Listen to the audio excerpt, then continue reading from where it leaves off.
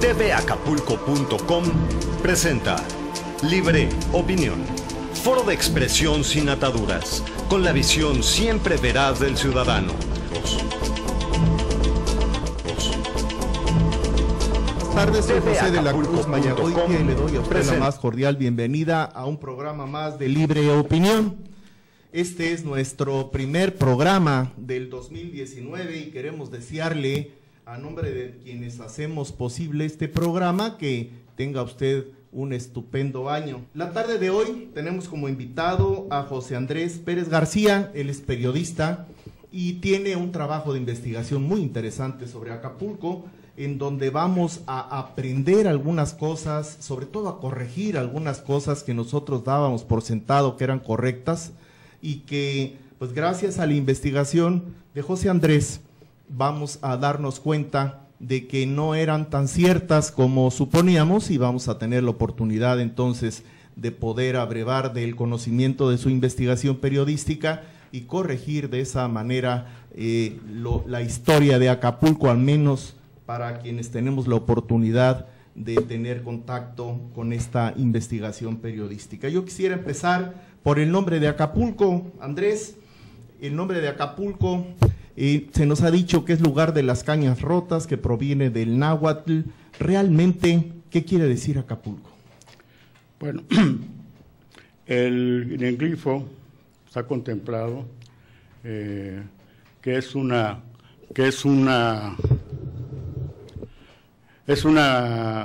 batalla que hubo y que representa el haber destruido a una etnia, pueblo o cultura. De tal manera que es el lugar donde fue destruido por acción guerrera a un pueblo. La razón de que los mexicas hayan atacado con la Triple Alianza a ese pueblo fue porque dejaron de tributar. Eso es todo lo que. De tal manera que el pueblo que dejó de tributar fue destruido por acción guerrera. No es mentira que las cañas que crecieron, que se doblaron, no. Las manos significan, es destruir, pero por acción guerrera, porque inclusive en el glifo hay unas flechas y con la fiereza de una pelea, de un pleito, de una acción guerrera. Ok. Bien, bueno, pues ya nos dejaste claro de que Acapulco surge con la fiereza de una batalla que destruye a todo un pueblo que se niega a pagar un tributo a su rector. En este caso pudo haber sido un emperador, un rey o el nombre que haya tenido en las tribus de aquella época. Y bueno, parece ser que lo guerrero no se nos ha quitado, ¿verdad? Y seguimos con la misma violencia que parece ser que la traemos desde la génesis social, ¿no? de este lugar.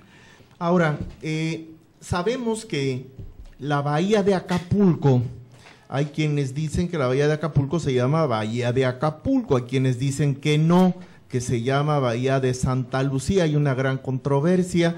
Hay quienes dicen que la parte mayor de la bahía pues se llama Bahía de Acapulco, y la parte menor, la que está implícita entre lo que ahora es el Club de Yates y la playa de Manzanillo, esa sería la Bahía de Santa Lucía, como si fuese un agregado o una parte especial de la gran bahía de Acapulco. Dicho sea de paso, la segunda bahía más grande natural, la segunda bahía natural más grande del mundo, después de la de Brasil, de Sao Paulo en Brasil.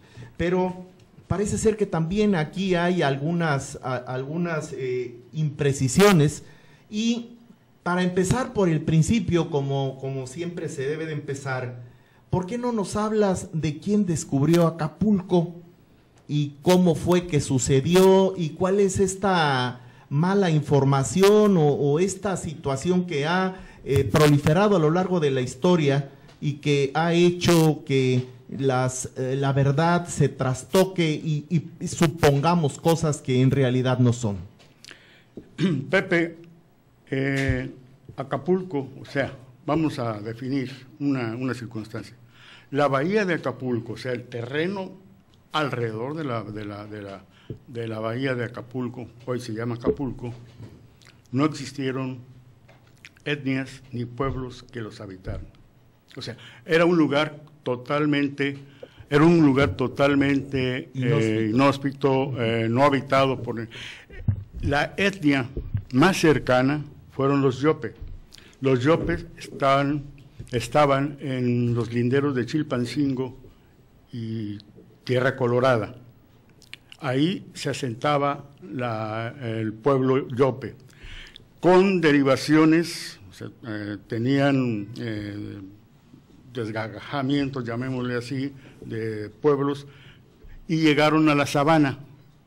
Pero la distancia en aquel entonces de lo que es el puerto de Acapulco y la sabana, pues era muy distante, muy lejano para los pueblos. Pero Acapulco, o sea, llamémoslo el entorno de la bahía, no había lo que requería el pueblo. No había lugar para siembra, para ganado, ni el agua, principalmente el agua, que era desastrosa, no era bebible, no era suficiente buena para que llegaran los pueblos en aquel entonces. Sí hubo asentamientos prehistóricos de hace 5,000, 10,000, 15,000 años, pero eran nómadas, no se asentaron. Tan es así que no existe en todo el entorno de la bahía ningún adoratorio, nada que signifique que hayan estado viviendo una etnia. Bien, de tal manera que el pueblo Yope, que es el más cercano, nunca fue dominado, nunca fue vencido, ni fue tributario a la Triple Alianza, que eran los pueblos que dominaban en aquel entonces, que eran los llamémosle aztecas, los tecoscanos, y el otro que era bueno, no recuerdo ahorita el nombre. De tal manera que ese pueblo nunca fue dominado, de tal manera que no había un señalamiento de aballezamiento al pueblo. De tal manera, quiero hacer el señalamiento siguiente. El pueblo, o sea, el lugar de Acapulco nunca fue vencido, de tal manera que el glifo, que significa haberse destruido un pueblo, si no había habitantes, entonces ¿a qué pueblo destruyeron? Yo tengo investigaciones y no le corresponde el nombre de Acapulco al puerto, porque la etnia que fue vencido en 7 ocasiones fueron el pueblo que estaba asentado en Cuernavaca. Esos son los que significa que fueron vencidos. Acapulco fue vencido porque dejó de tributar al imperio azteca.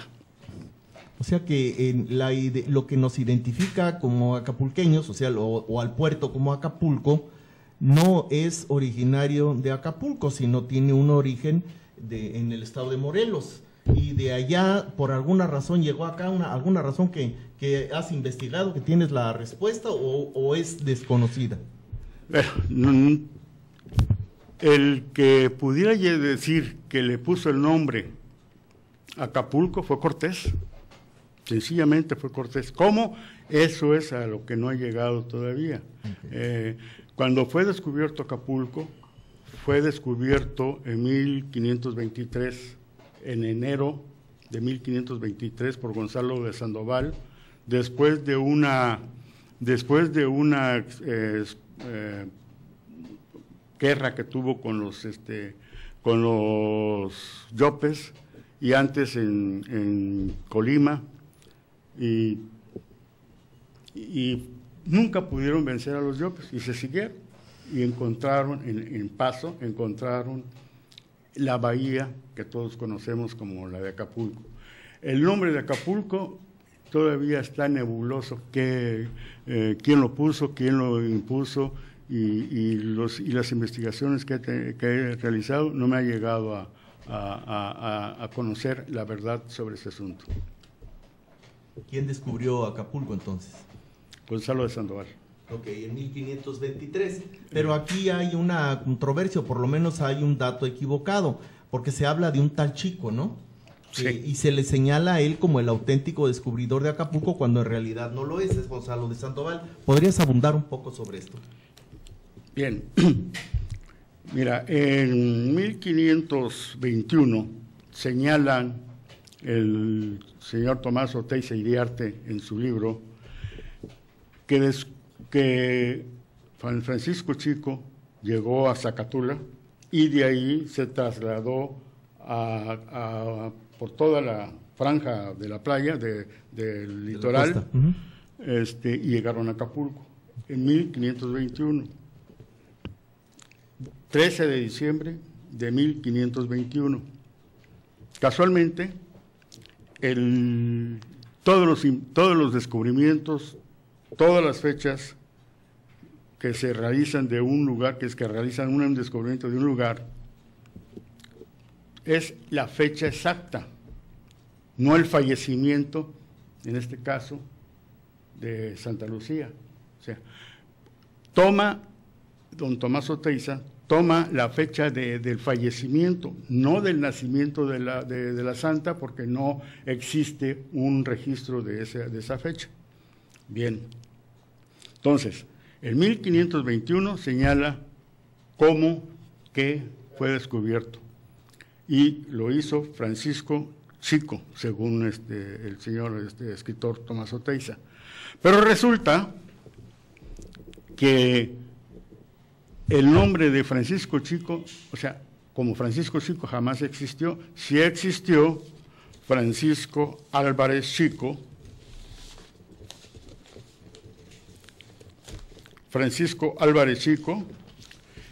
que muere en 1520 en una misión que tuvo mandado por Cortés a la isla de Santo Domingo. De tal manera que cómo es posible que se diga y que lo hayan aceptado como un hecho real, porque nunca investigaron. La Iglesia Católica de Acapulco lo tomó como una aportación a difundir más la religión, que están en su derecho, son autónomos, sí. Y resulta que no hablan con la verdad. Primero, quiero leer un párrafo. Respecto a la existencia real de Lucía como santa, hay muchas dudas al respecto. Su canonización, o sea, su santidad, solo fue producto de versiones de personas que decían haber conocido sus milagros, y es elevada a santa por decreto de Dulía. Dulía significa que por voz y hechos populares se hacían santas a las personas que se habían destacado por defender la religión. No hay registro de familias, sus padres, su origen, nada que el buen nombre de su investigación histórica haga pensar de su existencia. Bien. Se consigna supuestamente la fecha de su muerte, el 13 de diciembre del año del 304. La única vez que aparece como Santa Lucía un apartado, una playa en Acapulco, es a partir de 1792, que es signada en un mapa, en la expedición de Malaspina, y que ahí por Felipe Bauzá y Cañas, que era el cartógrafo de la expedición, queriéndose ganar los favores de Malaspina, le puso el nombre de una playa como Santa Lucía. Esa playa, todo el mundo la conoce, es donde estuvo muchos años el Club de Esquíes. ¿En ahí no había playa? Había una playa. Antes de que hicieran la avenida costera, por supuesto. Sí, había una playita ahí, una playuela pequeña, y ahí le pusieron el nombre. Ya, no, junto a lo que es Manzanillo, ¿no? La playa Manzanillo. Más o menos. Sí. De tal manera que no hay una razón histórica fundada y comprobada. Comprobada, ¿no? sí. Uh-huh. Hay elementos, hay personas que se aportan que la muerte de Francisco Álvarez Chico fue en 1520, sí. y así por el estilo cae por tierra todo lo que se ha dicho de esa situación. Entonces, lo grave del asunto sí. es que la ignorancia de las autoridades y de los cronistas hayan aceptado esa burla. Claro. Así está la situación. Tenemos al descubridor de Acapulco como Gonzalo de Sandoval, de acuerdo a las investigaciones realizadas por ti y fundamentadas obviamente en todo lo que ya has expresado, y dicho sea de paso que fue en el año de 1523. 23, okay. Entre enero y febrero más o menos. Enero, efectivamente. Bien. ¿Qué más tienes de tus investigaciones que nos puedas decir sobre nuestra ciudad natal?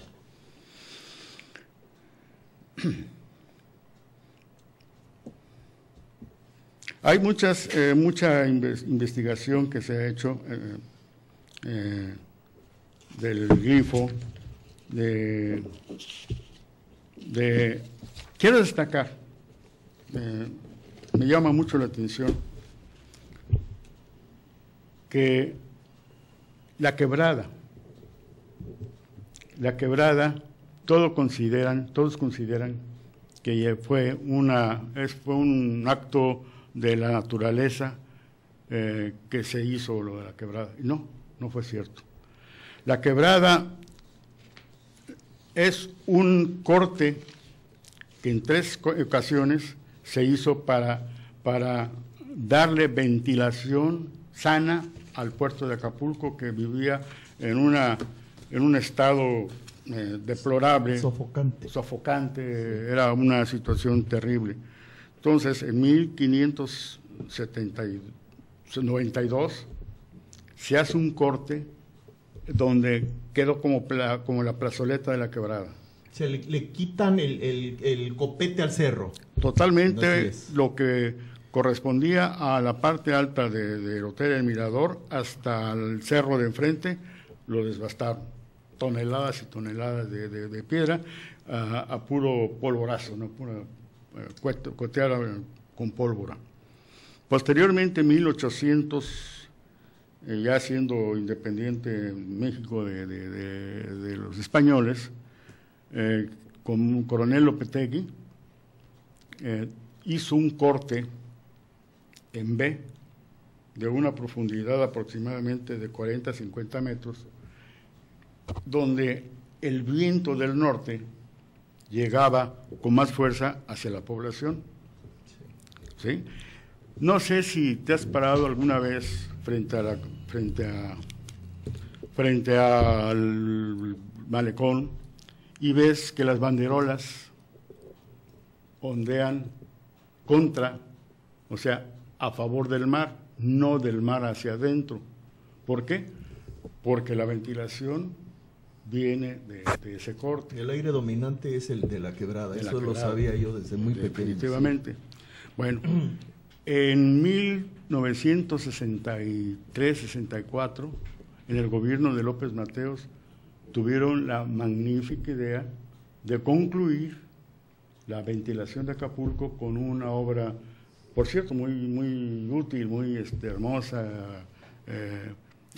Hacen un paso de desnivel, también muy útil, y mejoró la calidad de vida de Acapulco. Sí, sobre todo la parte del centro, ¿no? Sí. Considero que es la obra más importante de los casi 500 años de Acapulco, y que no le han dado la importancia que merece. Lo que conocemos como la avenida López Mateos, que está construida ahí, montada sobre los acantilados. Sobre la obra de ventilación de Acapulco, ¿no? La previa, ¿no? Son tres obras previas, sí, y la definitiva que es la de López Mateos. Esa obra es la más importante en la historia, independientemente de la de costera y todas esas cosas. Sí, ¿no? Pero hablando en términos de ventilación. Sin esa obra, sí, Acapulco no hubiera tenido vida alguna. ¿Por qué? Porque Cortés ordenó que se hiciera un lugar donde se construyeran barcos, y escogieron la parte más baja de la bahía, más sofocante, sin ventilación. Lo ideal hubiera sido en la base naval, la actual base naval. Claro, ¿no? La actual base naval. Lo que es la playa que está ahí junto, ¿no? Sí, y aquí públicamente lo señalo, que son los terrenos más valiosos de Acapulco. Porque son los que reciben la mayor cantidad, el aire de forma más directa. Y además una planicie excelente, y ahora tiene muy buena comunicación. Bueno, pero esos son otros aspectos. Sí, efectivamente.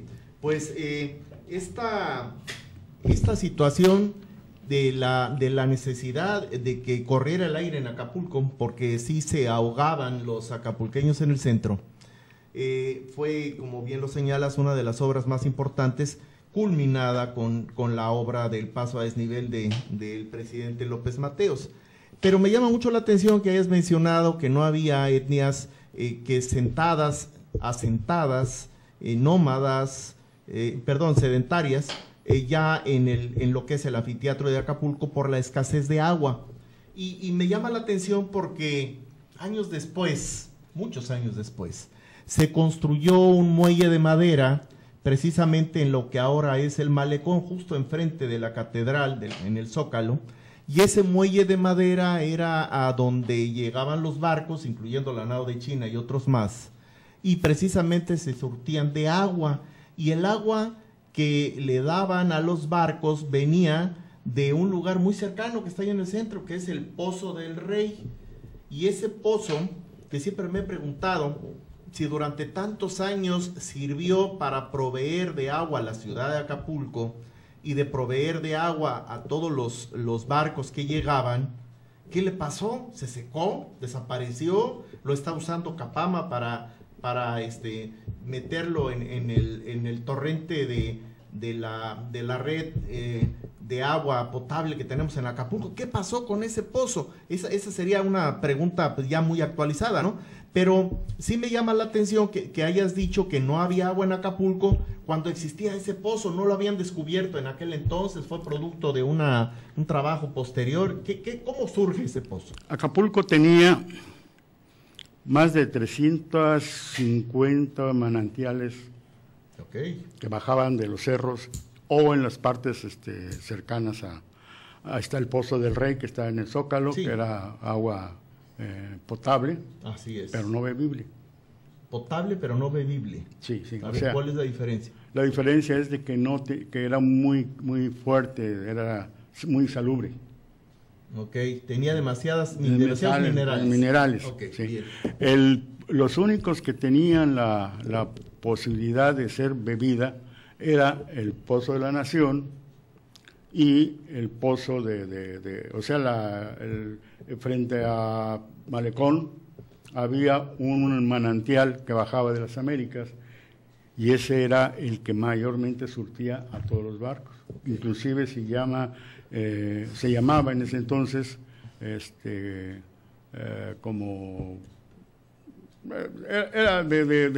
tenía un nombre para cargar agua, no recuerdo. Es la calle de la Aguada, donde Aguada, precisamente Aguada, sí. porque ahí hacían aguaje los barcos. Así es, exacto. Sí. Por eso es la calle Son de los Aguada. 3 pozos o manantiales que...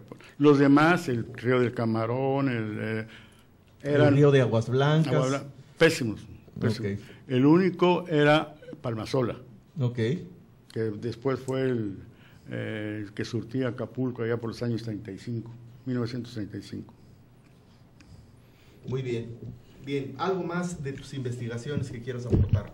Pues no sé, tengo tantas cosas que... Pues ese es el momento.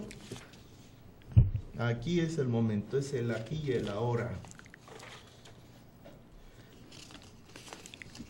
Ay, los fallidos descubrimientos de Acapulco, por ejemplo, Acapulco, la historia de Acapulco no se ha escrito correctamente. Todo el mundo aporta su visión de lo que es Acapulco, inventan. Si ves las redes sociales, te mueres de risa porque me escriben con absoluta ignorancia Sí. y es irrisible todo, ¿no? Entonces, no hay una idea de que... Pero tenemos varios libros escritos sobre Acapulco. Está el del señor Pasta, Tablahui. Tenemos otros previos. Hay uno que tuve la oportunidad de leer hace muchos años, por lo menos 40 años, que se llama el libro Acapulco en la historia y la leyenda. No recuerdo el David autor. Alessio Robles es el único investigador que con seriedad no quiso señalar la fecha del posible descubrimiento. Es el único. Los demás echaron su cuarto de espadas. Ok, sí, ok. Y bueno, tenemos el aporte bibliográfico y a través de artículos de opinión de quienes nos han precedido en vida y quienes han sido cronistas de Acapulco, ¿no? Recuerdo al amigo escritor, por cierto, recuerdo mucho el libro aquel que leí en 1974, Joe Killer, el investigador, perdón, no era investigador, ese era policía, era un policía, Joe Killer, que traía en su sobaquera una pistola, un cañón calibre 50. Sí, me ayudó mucho a sobrellevar los 3 meses que estuve postrado por una hepatitis en esa época. García Moraga, de él estoy hablando. Ernesto García Moraga, que por cierto hay un parque que lleva su nombre ahí en Manzanillo, y que lo extraordinario de Ernesto, aparte de toda su capacidad para escribir y esa imaginación tan vívida que tenía, era también la resistencia física, porque recuerdo que aguantó 8 infartos, y lo veías los domingos. Yo me lo encontraba en la laguna de Pie de la Cuesta y bueno, que es la laguna de Coyuca, ¿no? El brazo que llega a Pie de la Cuesta, y lo veías disfrutar de la vida como si nada, ¿no? Ni quien se imaginara que estuviese tan afectado. Y luego nuestro amigo, que también ya falleció, que durante muchos años se dedicó al periodismo, y el nombre sí se me escapa, este hombre alto que vivía acá en el Fobiste. Ahorita me voy a... Díaz Clavel, Enrique Díaz Clavel, efectivamente. De ellos dos son de los que más recuerdo que hayan hecho aportaciones a la memoria histórica de Acapulco, ¿no? Ahora que te escucho a ti, bueno, pues serías el tercero, ¿no? Mira, en orden. los cronistas de Acapulco, hay personas como el señor Pintos, sí, que vivió una época de Acapulco y que la narra en su libro, Acapulco, se llama. Desgraciadamente no hay un antecedente cronológico. Ya. O sea, narra cosas sucesos que acontecieron en Acapulco, pero que no se tiene la cronología exacta. Ese es un defecto. Bueno, no es un defecto, es una virtud que tuvo él, porque pues hay que reconocerle que... Con todas las limitaciones del momento, hizo su mejor esfuerzo, claro. El compañero, señor ¿cómo se llama? Que mencionaste, Tabliahue. Ah, ok, Pasta. Pasta, sí. Es un magnífico, fue un magnífico, sí. Yo lo conocí, lo traté. Sí, yo también. Fue un magnífico investigador, pero cometió el error de irse también con lo de Francisco Chico. Él señala que llegó en el Pataché de Santiago, sí. Y un 13 de diciembre, también, de 1926, cosa que no era lo correcto. No era lo correcto. Sí, el señor Pasta, yo tuve la oportunidad de conocerlo en la convivencia que teníamos en el Grupo ACA, en aquella época, a finales de los años 70. Sí, y pues hay muchas personas que han escrito sobre Acapulco, pero se basaron en lo que ya he escrito. Sí. Y son vicios que se heredan. Que se heredan, y que se arrastran, ¿no? Entonces... Digo, cada quien puede hacer su lucha, ¿no? No, por supuesto. Simplemente que llega el momento en que llega alguien y descubre, y es necesario, pues, decir las correcciones para ir corrigiendo la historia de Acapulco. Y hay una cosa una verdad tremenda. Actualmente tenemos la facilidad de la comunicación electrónica. Por supuesto. Yo, por ejemplo, he entrado directamente al Archivo General de España, o sea, y me han orientado, me han guiado e investigo en esos archivos. Y sin salir de tu casa. Lo que no he podido hacer en el Archivo General de la Nación. Qué bárbaro. No te permiten entrar a través de... Tienes que ir y pagar. Sí, por desgracia. Y se habla de las ventajas que tiene la comunicación, pero también tiene que haber el criterio de permitir eso que tú bien señalas. No sé, hay países en donde puedes entrar, hay otro que seguramente no puedes entrar, y que alguien en alguna ocasión me platicaba, ¿cuál sería si tuvieras un genio y te diera un deseo, o 3 deseos, o los deseos que fueran, ¿no? ¿Cuál sería uno de esos deseos, no? Y uno de esos deseos sería poder entrar a la biblioteca del Vaticano. Y que me dejaran ahí encerrado unos 10 años. Eso sería fantástico. Ahora, seguramente debe de haber ya gran parte de esa obra digitalizada, y tal vez exista la posibilidad, cosa que no lo he intentado, lo confieso, de poder tener acceso siquiera a la parte de arriba de los libros, ¿verdad? A ver las pastas y las introducciones. Pero el que tengamos un acervo tan grande en el Archivo Nacional de la Nación y no tengamos la facilidad de podérselo hacer, de darle la oportunidad al que se interesa de consultarlo, sí suena terriblemente aberrante, sí, ¿no? Es terrible. Mira, yo tuve la curiosidad de hacer un programa, una propuesta al ayuntamiento para que se juntaran todos los archivos existentes y se creara el Archivo General de Acapulco, de información turística, histórica, basándome más que nada en los archivos del mismo ayuntamiento, que están en el piso tirados, en cajones, etcétera, etcétera. Pero existe un archivo intocable, que es de la iglesia de Acapulco. Recuerda que antes de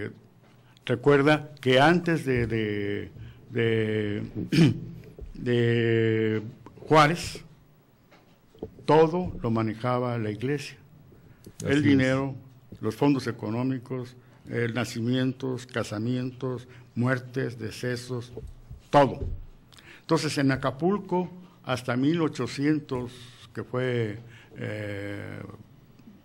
que Juárez le quitó todas esas canoniquías a la iglesia, está el archivo vivo, ahí guardado, en muy buen estado, y no te permiten entrar para nada.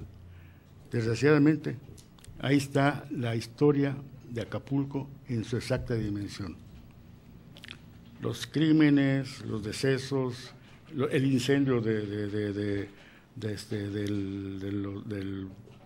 del Teatro Flores, cuántas familias murieron, se devastó Acapulco, hubo muchos años casas con puertas cerradas y que fueron habitando las personas que llegaban. Entonces, ahí está la historia de Acapulco. Pero inaccesible, ¿no? Por desgracia. Totalmente. Así como lo mencionas. Muy bien, pues tenemos todavía unos cuantos minutos. Andrés, si nos puedes tocar algún otro tema que consideres de importancia dentro de lo que es este trabajo tan importante de investigación sobre la historia de Acapulco, para que corrijamos esta idea equivocada que teníamos debido a la gran cantidad de investigadores que no han investigado, pero sí han aportado, y nosotros, bueno, pues tenemos que aceptar como cosas, como hechos, lo que nos presente, ¿no? Sí. Para empezar, las autoridades municipales no les importa.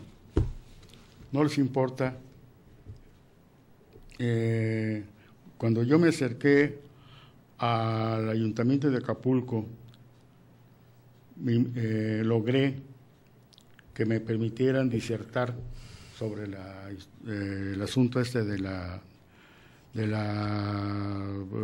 descubrimiento de Acapulco, falso descubrimiento de Acapulco. Sí. Me dieron oportunidad. ¿Quién era presidente municipal? Este señor que sustituyó a Luis Walton. Inclusive tengo la carta que... Félix Salgado Macedonio. No. Con esa Manuel Añorbe Baños. No, el último presidente... Esta es la carta del obispo. Luis Manuel Urfey. Ay, perdón, Uruñuela. Uruñuela. Sí, Uruñuela, pero era, fue alcalde por un periodo muy corto, 3 meses. 5 o 6 meses, algo así por decirlo. Sí, claro. Pero yo le presenté esta carta, inclusive me lo presentó, que ya lo conocía, me lo presentó Luis Walton. Se hizo la reunión, di lectura a lo que yo presenté. Ya, eso fue todo.